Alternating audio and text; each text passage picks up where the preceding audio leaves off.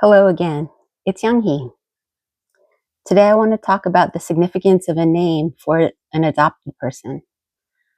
Imagine regularly getting called by a name that's not yours or even close. Imagine not being able to remember or recall your own name.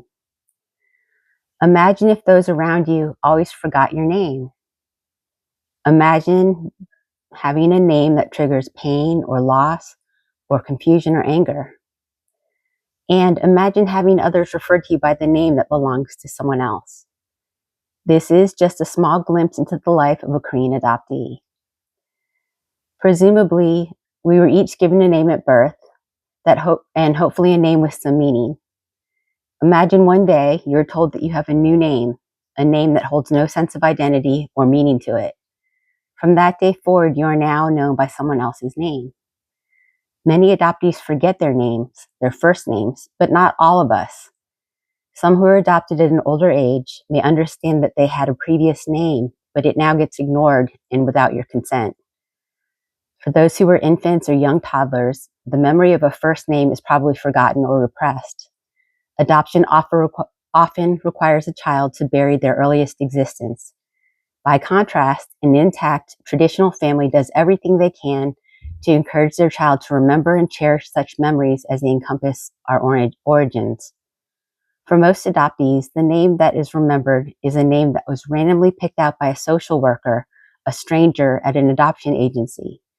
This person was simply fulfilling part of his or her job description by giving a name to a child with which he or she had no tie, let alone any interest in our specific well-being.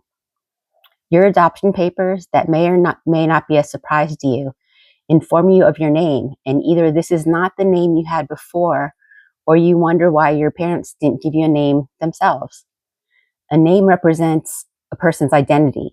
It's the validation of a person's existence. It personalizes the world's relation to you when a connection exists or if one will develop at all. And it beats getting called "hey you" all the time or just ignored altogether.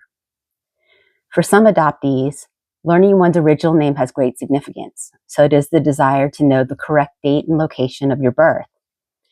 In addition to being given a random name, you're also given a random date of birth, and your place of birth is also fabricated or specified to the nearest big city.